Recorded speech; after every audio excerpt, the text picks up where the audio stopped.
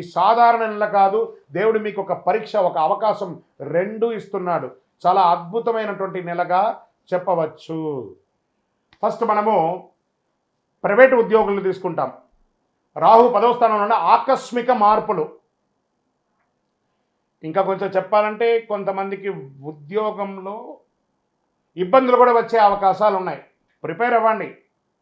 Prepare అవ్వడంలో తప్పలేదు. మార్చి 17 తర్వాత ఇంటర్వ్యూలకి మంచి సమయం, ఉగాది తర్వాత అని చెప్పండి. ఏమైనా వచ్చినా కూడా చాలా అద్భుతంగా ఉంటుంది. కొత్త కంపెనీలో ఆఫర్ వచ్చే అవకాశం ఉంటుంది. అక్కడ బాగా స్ట్రాంగ్ అయిన తర్వాత ఈ ఉద్యోగాన్ని వదలండి. లేకపోతే అది లేక ఇది లేక ఇబ్బంది పడతారు.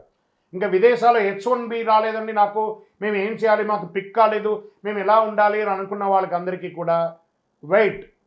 ఇమీడియట్గా వచ్చేయకండి. అక్కడ ఏదో తిప్పలు పడి కొంచెం సాధించని ఒక 1 ఇయర్ వెయిట్ చేయండి. ఇక్కడికి వస్తే ఇంకా మోసంగా ఉంది. కాబట్టి ఉన్న స్థలంలోనే ఉండండి. ఇంకా వెయిట్ చేయండి. భగవంతుడిని నమ్మండి. తప్పకుండా మీకు మంచి రోజులు రాబోతున్నాయి. వృషభ రాశి మిత్రులారా, మీరు సాధించడానికి కోసమే పుట్టారు. ఇంకా ప్రభుత్వ ఉద్యోగానికి వచ్చేటప్పటికి పై అధికారుల నుంచి కాస్త ప్రశంసలు పొందే అవకాశాలు ఉన్నాయి. మీరు చేసిన ఒక గొప్ప పనికి వాళ్ళు ప్రశంసించే అవకాశాలు ఉన్నాయి. పదోన్నతి యోగం ఉంది. పాత ఫైల్ ఒకటి అకస్మాత్తుగా ముందుకు వస్తుంది. ఆహా, ఇది ఎన్నో రోజులుగా మిస్ అయిపోయానే, ఇది ఇప్పుడు దొరికిందే అని ఒక అద్భుతమైనటువంటి భావన తీసుకుంటారు.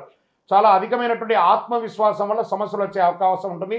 ప్రభుత్వ ఉద్యోగులు మీకు ఒక చిన్న సున్నితమైనటువంటి వార్నింగ్ అని చెప్పచ్చు.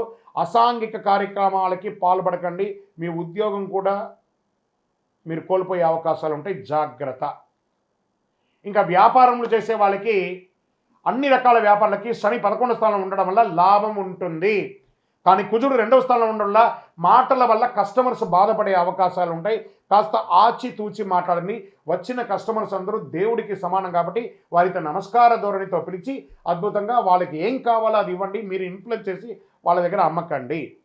ఇంకా రియల్ ఎస్టేట్ పాత స్థలాల అమ్మకం జరగవచ్చు. లావాదేవీలన్నీ అవ్వచ్చు. పోస్ట్ మార్చ్ తర్వాత, ఉగాది తర్వాత కొనుగోలు చక్కగా అయ్యే అవకాశాలు ఉన్నాయి.